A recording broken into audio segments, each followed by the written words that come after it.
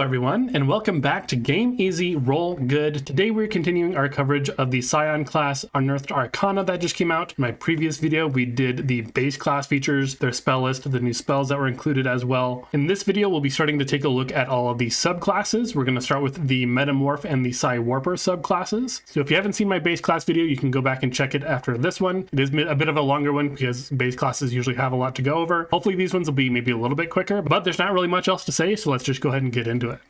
So we'll start with the Metamorph Summary. So the Metamorph sort of flavor text for the class says that you physically sculpt life in flesh. Your mastery of psionic powers turns inward. Your own flesh becomes like clay to you, and you mold it to turn into the perfect vessel of your psionic powers. Experience in manipulating your life energy also enables you to adjust the life force of friends and foes alike. So first things first, I just read like your flesh becomes like clay to you, and my mind immediately goes to the T-1000 from Terminator 2, or Gumby, or Clay Fighter, if any of you are old enough to remember that name. I imagine some of you are based on my channel metrics, but previously in my base class video, I hadn't read the subclasses yet, so here's what I had to predict about what the Metamorph would be.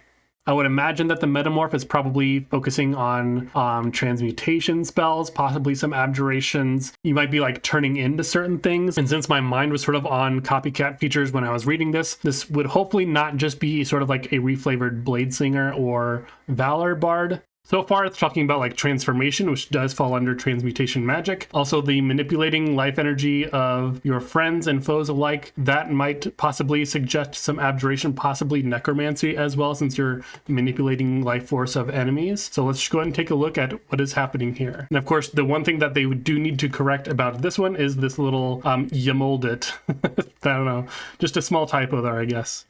So let's get into the actual features. Starting at level 3, we have the Metamorph spell list. So this one looks pretty good. When you reach Psion level 3, you get Alter Self, Cure Wounds, Inflict Wounds, Lesser Restoration. At level 5, you get Aura, Vitality, and Haste. Level 7 gets Polymorph and Stone Skin, and then level 9 gets Contagion and Mass Cure Wounds. So the first thing I notice is that basically all of these are Transmutation, Abjuration, or Necromancy spells, so that's a pretty good prediction there. I wasn't expecting Necromancy with the Metamorph. I was probably like I said, I was expecting Transmutation and Abjuration mostly. The necromancy makes sense with the way that they described it. We'll have to see how that actually plays out in the actual features itself. One thing to note is that Aura Vitality only has a verbal component, and thanks to psionic spellcasting, as part of their spellcasting feature, they can ignore verbal components, which means that it's uncounterable for the psion. You cannot tell when they are casting Aura Vitality. Another thing to note is that Stone Skin has a costly and consumed material component, which does mean that they would need to provide it for the casting, assuming that your DM is requiring that sort of thing for that spell. And then another thing is that many of these spells just aren't on the Psion spell list, which is always a good plus when you're getting a subclass spell list, that it contains spells that you don't normally have access to. I mean, of course, you always have them prepared, which is something that you don't need to prepare yourself, but I always like when subclasses have spells that that class doesn't normally get, because it just allows, I think, a little bit more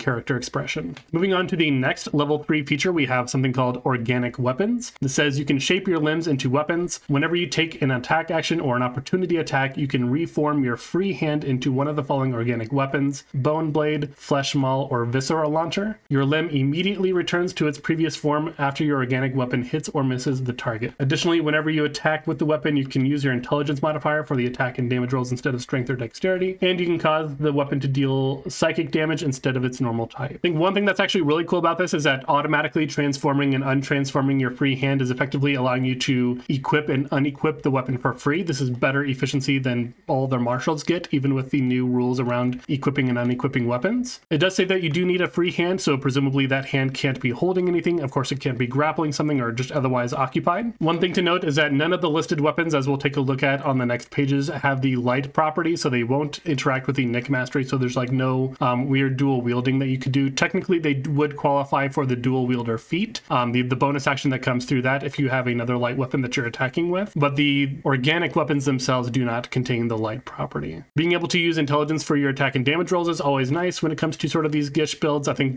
we saw that they were planning on doing that with the Bladesinger when we saw that UA come out as well. And while within the new monster manual, most monsters don't have resistance or immunity to bludgeoning, slashing, or piercing damage, so you shouldn't run into too many problems with that unless you're facing very specific kinds of monsters. When that does happen, being able to switch to psychic damage, which is a fairly reliable damage type, is also just a welcome feature. Well, let's look at the actual organic weapons themselves, starting with the Bone Blade. It says a Bone Blade blade springs from your forearms and extends from your hand. The blade counts as a simple melee weapon with the finesse property, and it deals 1d8 piercing damage on a hit. You have advantage on the attack roll you make with the blade if at least one of your allies is within 5 feet of the target and the ally doesn't have the incapacitated condition. So it is a simple melee weapon, which means that you're proficient with it because, of course, Psions have proficiency in all simple melee weapons. It has the finesse property, so if for whatever reason you have a better dex bonus than your intelligence bonus, then you can use the dexterity for that instead. It deals 1d8 piercing damage, which basically puts it on par with a rapier. And the advantage if an ally is within 5 feet of your target basically just gives you a better version of the optional flanking rule, which technically doesn't exist within the 2024 rules. That optional rule was excluded from both the Player's Handbook and the Dungeon Master's Guide. And notably, advantage or having an ally within 5 feet of the target are both the qualifications for a sneak attack. So while this is a little redundant for like a rogue multi-class, I think having a relatively reliable source of advantage is actually pretty powerful. And I think for a rogue specifically, they might actually enjoy just a 3-level dip here. Even if it does require you sacrificing 2d6 of your sneak attack, just having that on-demand advantage without having to use that bonus action steady aim to get advantage, you can just get it this way much more easily. So that's the bone blade. Let's go and look at the flesh maul next. So the flesh maul says your fist and forearm coalesce into a hardened mass of flesh and bone. The maul counts as a simple melee weapon and deals 1d10 bludgeoning damage. A creature hit by the maul has disadvantage on the next strength or constitution saving throw it makes before the start of its next turn. So a 1d10 one-handed weapon would make it the highest damage one-handed weapon that isn't also versatile, because you have to use 2 hands with a versatile weapon, and that also excludes magic weapons just based on the actual base weapon damage die. This would be the highest damage one-handed weapon. The disadvantage on strength and constitution saving throws is actually pretty important for the Psion, because a lot of the spells that they have either a strength or a constitution saving throw. So you're kind of able to set up your next turn, assuming that that doesn't get eaten up by one of your allies, especially if they're using the topple mastery or the push mastery. So what they might want to do if they want this to only be used by the Psion is maybe make sure that it is the next strength or constitution saving throw it makes before the start of its next turn done by like the Psion themselves. Because otherwise, again, with all the masteries and other effects that exist in the game, I think it'd be pretty easy to have that eaten up. Like, not that you shouldn't play for teamwork. I don't think necessarily that the topple mastery or push mastery are necessarily as good as the effects of some of your spells. So then let's go ahead and take a look at the final organic weapon that is called the Visceral Launcher. It says your hand and forearm transform into a crossbow made of muscle and sinew that fires a bolt of bile. The launcher counts as a simple ranged weapon with a normal range of 30 feet and a long range of 90 feet. It deals 1d6 acid damage on hit. Once on each of your turns, when you hit a creature with an attack roll using the launcher, you can deal an extra 1d6 damage to the target. So notably, this does count as a crossbow. However, it doesn't really work that well with the crossbow expert feat. It creates its own ammunition essentially, so you don't need to ignore the loading property. It does not have the light weapon property, so you aren't able to use the dual wielding feature of the crossbow expert feat either. The only thing about the crossbow expert feat that would apply here is the firing and melee, the one that gives you no disadvantage when you have a creature within 5 feet of you. It also does kind of work like the Armor Artificer's lightning launcher that deals an extra 1d6 damage to a target that you've already hit. This one just deals an extra 1d6 damage once per turn when you hit a creature with it. So just even between the Bone Blade and the Visceral Launcher, I would say that the Metamorph Psi is maybe a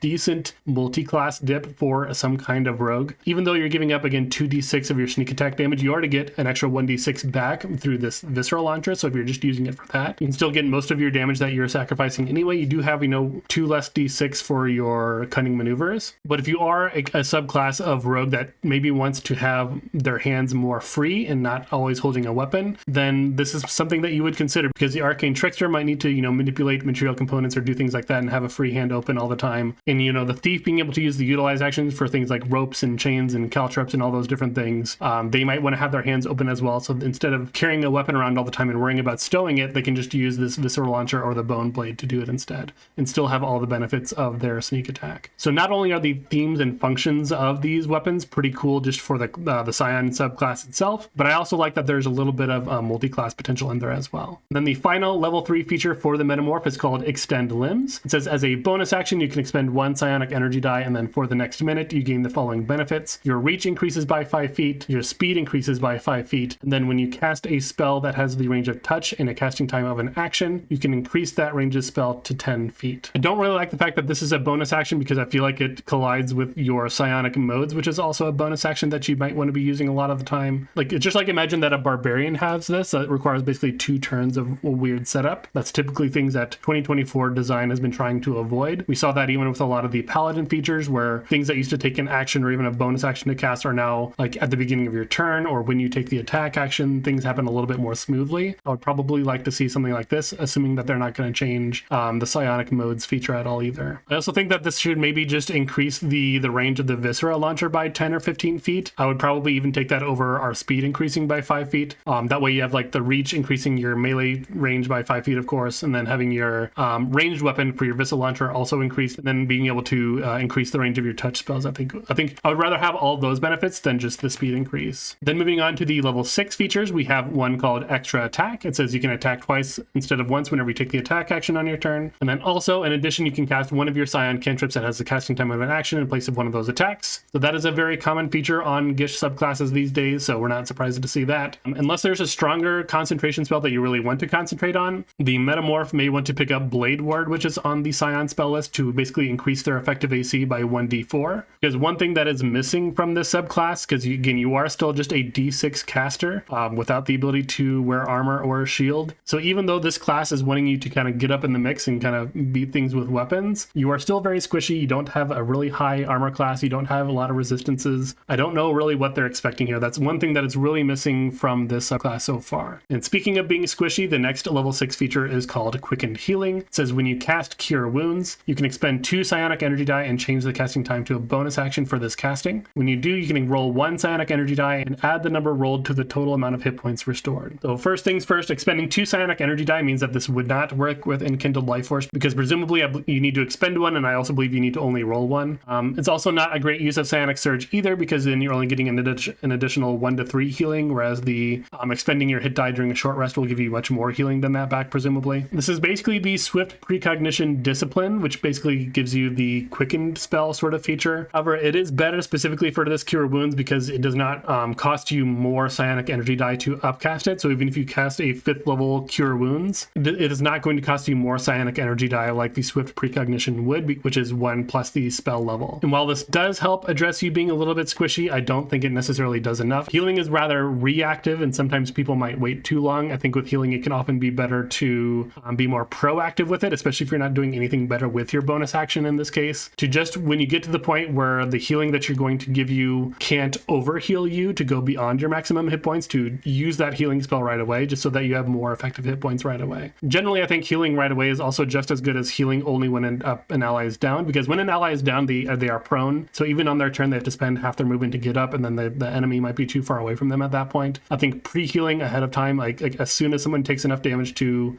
be healed up and not be overhealed, I think it's usually worth it, assuming that you don't have something better to do. But that's all the level 6 features. Let's go ahead and move on to the level 10 Metamorph feature. This one is called Mutable Form. This one says when you use Extend Limbs, the duration increases to 10 minutes and you gain one of the following benefits of your choice, which last until Extend Limbs ends. The first one is called Stony Epidermis. You have advantage on Constitution saving throws to maintain concentration. In addition, choose one of the following damage types: acid, bludgeoning, cold, fire, lightning, piercing, poison, slashing, or thunder. Basically everything but necrotic, psychic, force, and radiant. You gain resistance to the chosen damage type. Secondly, you have Superior Stride. It says while you aren't wearing armor, you can take the dash action as a bonus action, and you have a climb and swim speed equal to your speed. And the last one is Unnatural Flexibility. It says you gain a +2 bonus to your AC, and your body, along with any equipment you're wearing or carrying, becomes pliable. You can move through any space as narrow as 1 inch, and you can spend 5 feet of movement to escape from non-magical restraints or end the grapple condition. So this one builds upon the Extend Limbs feature, increasing its duration to 10 minutes. The Stony Epidermis, helping protect your concentration, is a gap that I noticed in the base class of the Psion because they have a lot of concentration spells. So that is a certainly welcome addition to this particular feature. I would like to see something like that in the base class instead, but I guess getting it through a subclass that wants to be in melee range is certainly sort of a requirement that we would hope that they would include. Having a modal resistance is also really good because, again, resistance is usually context dependent. The Psion themselves can already get psychic resistance through their defense mode, psionic mode, which really just leaves you with force, necrotic, and radiant. If you are an Aasimar Psion, you can already get necrotic and radiant passively from them, which really just leaves you with force, and there are ways to get that. I do have a video about that relatively soon, probably as soon as we get done covering all the Psion stuff, so we have that to look forward to. Superior Stride, dash as a bonus action plus a climb and swim speed is fine. I'm probably not going to be choosing this one most of the time if this went in as is, though if you are like in an aquatic setting, then certainly the swim speed will come in handy. I think Unnatural Flexibility is pretty cool, and again, that is a +2 bonus to AC, and nothing here requires you to not be wearing armor other than Superior Strides. Like if you're a multi-class with like 1 level of Artificer, like it's common to do with a wizard just for that armor proficiency and that shield proficiency and Constitution saving throw proficiency, then you can not only have the extra armor bonus, and you can also not have the +2 armor from shield, but then you can also also have +2 AC from a natural flexibility as well. So that's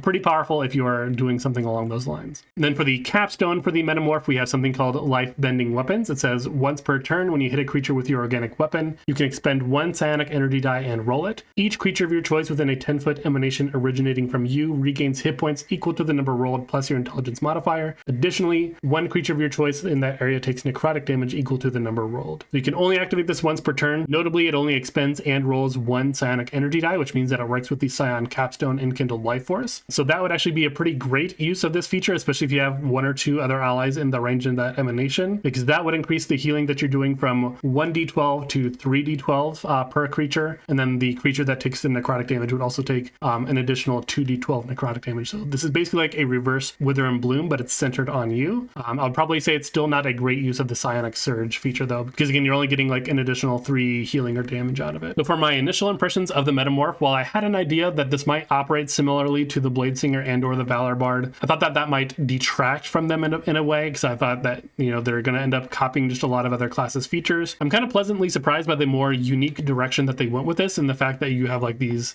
you're molding your body into weapons as you're doing this. And it's not like you have like a blade singing mode like the Bladesinger does, where you're only useful when you're in that mode. Of course, this one does have Extend Limbs, but Extend Limbs on its own isn't quite that powerful, at least not until level 10. And even then, it isn't what is enabling you to be a more martial caster. The class itself is basically just more similar to the Valor Bard, where it kind of just wants to be up in the mix all the time anyway. I do think that it lacks a lot of proactive or passive defenses early on, which I think is kind of what a class like this needs. You are still just a very squishy 1d6 with no armor proficiency class. Even being able to concentrate on something like, you know, Blade Ward or whatever to give you an extra, you know, bonuses to your AC or whatever effectively, I don't think that that's enough. I don't know that the Psion has enough defenses to not just get dropped when you're trying to spend so much time in melee range. And again, I think the Extend Limbs and the Psionic modes, the timing on that will conflict with each other since they're both bonus actions. So in situations where you want to activate both of them in that fight, that's going to require 2 turns of setup. And again, a lot of the 2024 class design has been really good about removing those kinds of awkward interactions within a class itself. So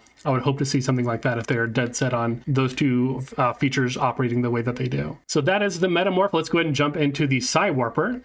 So the Psi Warper summary here says you warp space with the power of your mind. Psi Warpers tune their psionic powers to manipulating the space between objects. Capable of teleporting across a battlefield and creating vacuums in space, a Psi Warper is never in one place for too long. So again, much like the Metamorph, I made predictions as to what the subclasses would be, and here's what I thought about that.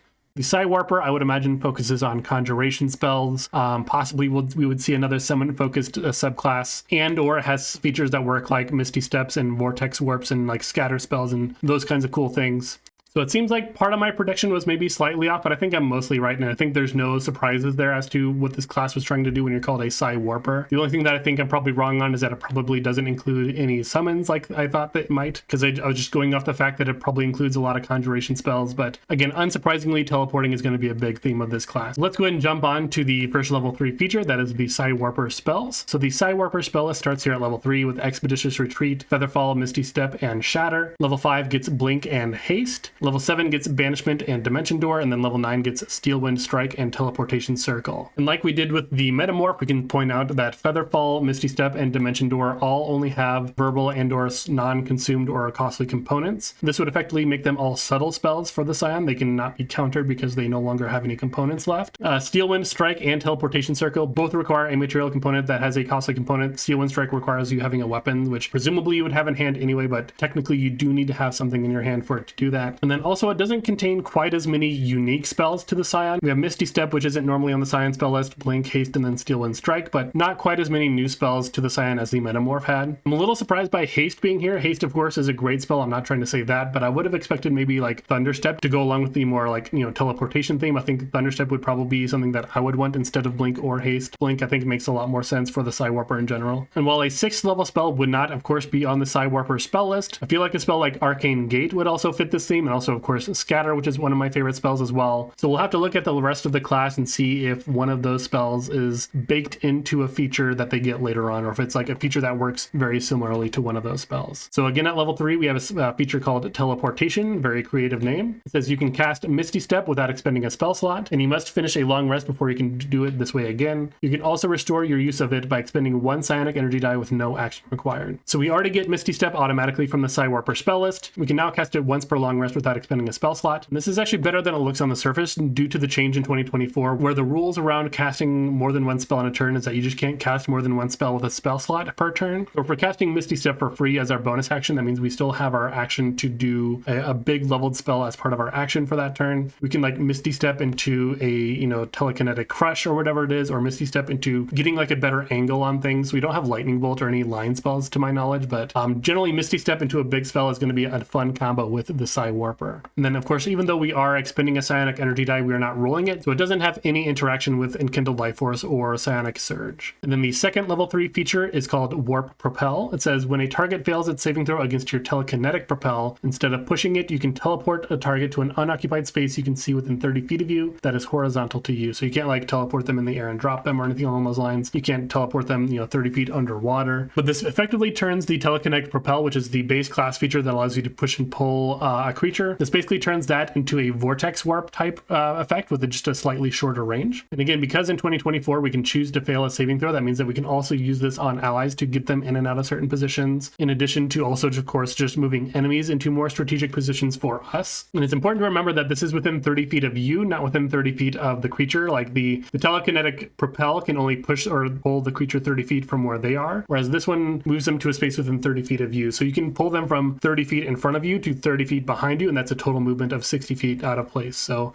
you know, this is definitely extending the range of the telekinetic propel quite a bit. And 30 feet is also the max range that you can get from telekinetic propel at level 3. However, as your psionic energy die gets bigger, the max range on that is technically also getting bigger than this. That's one thing I would maybe like to see, is that the distance of this feature also scales with your psionic energy die. Maybe that would be probably too strong because it gets up to 60 feet at that point, but maybe just like 45 feet or something, you know, like let it increase just a little bit over time. But moving on from our level 3 features, let's move on to our first level 6 feature. We have something called Warp Space. It says when you cast Shatter, you can expend one psionic energy die to modify the spell so that the radius of the spell's sphere becomes 20 feet. In addition, creatures that fail the saving throw against the spell are pulled straight towards the center of the sphere, ending in an unoccupied space as close to the center of the sphere as possible. So this is basically making Shatter as big as a fireball, and then creatures who fail the saving throw are then pulled to the center of it. That's actually pretty crazy. If you have multiple blasters on your team, like if you have yourself and a wizard or anyone who just has like a fireball or any AoE spell of any kind, especially if that next AoE spell has a smaller radius, or let's say that another spellcaster has set up like a cloud of daggers or something along those lines, and then you cast Shatter over the cloud of daggers centered on it to pull everyone into it. There's a lot of combinations that are going to happen with a feature like this, and this just generally works really well with any other persistent AoE effect or anything that you can pull creatures into. Big fan of this. And you're not even upcasting Shatter to another level to do this. You're just expending one psionic energy die. I might almost expect that they might, I don't want to say nerf this a little bit, but balance this a little bit more, because this feels like a very strong effect. You know, Shatter doesn't do a lot of damage on its own, but being able to pull in a bunch of creatures into a single space, I think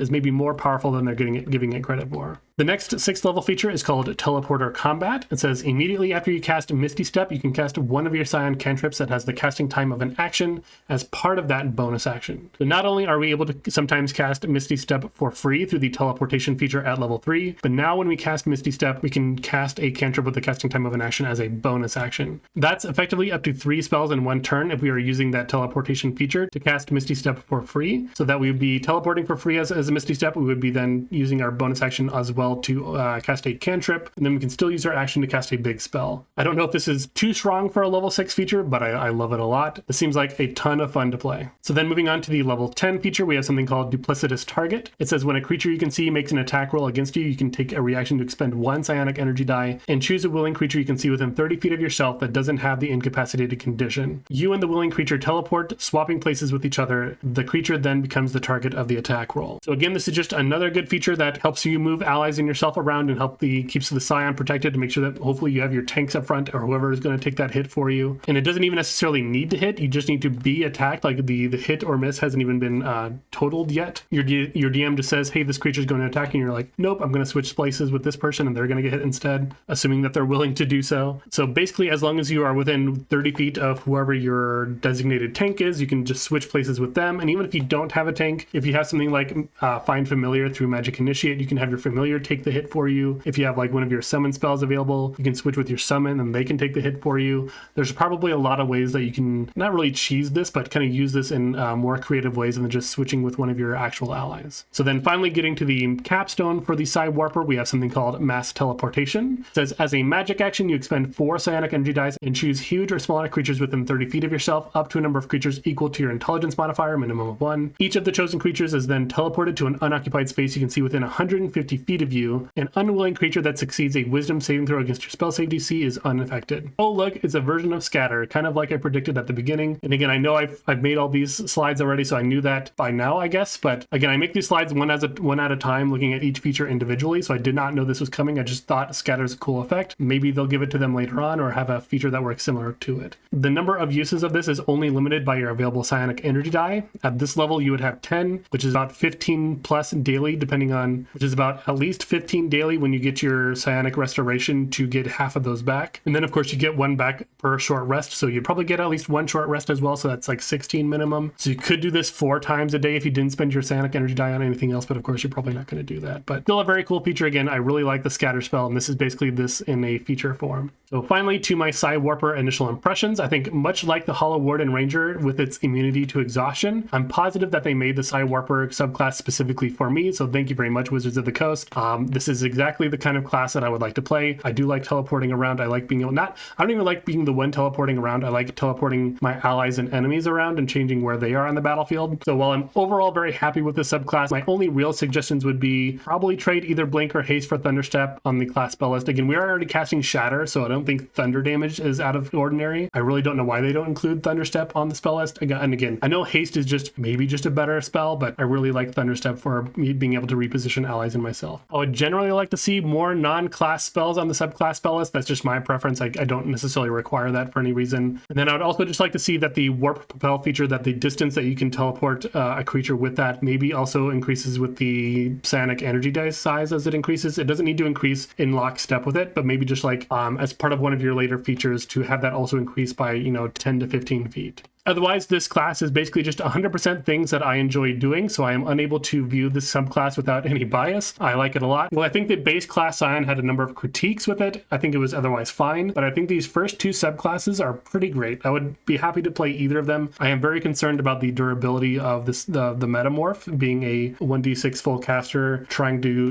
mix it up in melee range. But otherwise, these are 2 very, very, very serviceable subclasses that I would be more than happy to play. I think one thing that popped into my head while I was putting these together is that I don't really know what about these subclass features, if I removed all references to the Scion class, make them feel like a Scion subclass, but I think I could probably also say that about a number of already existing subclasses, so I don't know if that's really a fair critique. And I also know that I saw like one notification from Reddit as well where people were complaining that there's maybe too many classes that can teleport now with like the Archfey, and I think we've seen that with a lot of others as well. And so I guess that's kind of a sign that we've come so far from the beginning of 5e, especially when you have the flanking rules where a lot of complaints were like, okay, combat encounters are so static. Players and enemies just run up to each other and hit each other until they're dead and no one really moves around. And while the DM can try to control that as much as they can to make combats more dynamic, I think I would rather be in this position where the mechanics of the games themselves incentivize movement by allowing you to teleport more often. And as long as enemies also have increased mobility to deal with that, this takes the onus off of the DM to create these more like complex and more movement-based encounters by sort of building movement into classes and monsters anyway. So as long as we don't end up in a position where like players have too much mobility and enemies don't, or enemies have too much mobilities and players don't, where it's like there's just a big divide there, I think we'll still be in a good place overall. So I don't really think that's as much of a critique as it could be. And the DM still has the ability to control the size of the battlefield in one way or another. Even if it's a pre-written adventure, they can change the size of the map if they want to make it bigger or smaller, if they want to make sure that players with a lot of movement can't really use it to get away from enemies as well. So that's all of my impressions, at least of these initial 2 subclasses. We'll look at the Psykinetic and the Telepath in my next video coming up within a few days, but I'm certainly interested to know what you guys think about these subclasses, regardless of your opinions of the base Scion class. How do these subclasses present to you? Is it something that you'd be willing to play? Do you think that they maybe don't feel like Scion subclasses like I kind of mentioned before, but I don't think that's necessarily a fair critique. What would you change about them? What's your favorite part about them? What's your least favorite part? I would love to hear about all that and more down in the comments below. So while you're going down to those comments, please hit that like button. If you're a new viewer or returning viewer to this channel and you like what you saw here and you want to see more from me, please consider hitting that subscribe button and support the channel. I release videos every Wednesday and Sunday, so you always have something to look forward to. I appreciate your time, and I'll see you in the next one.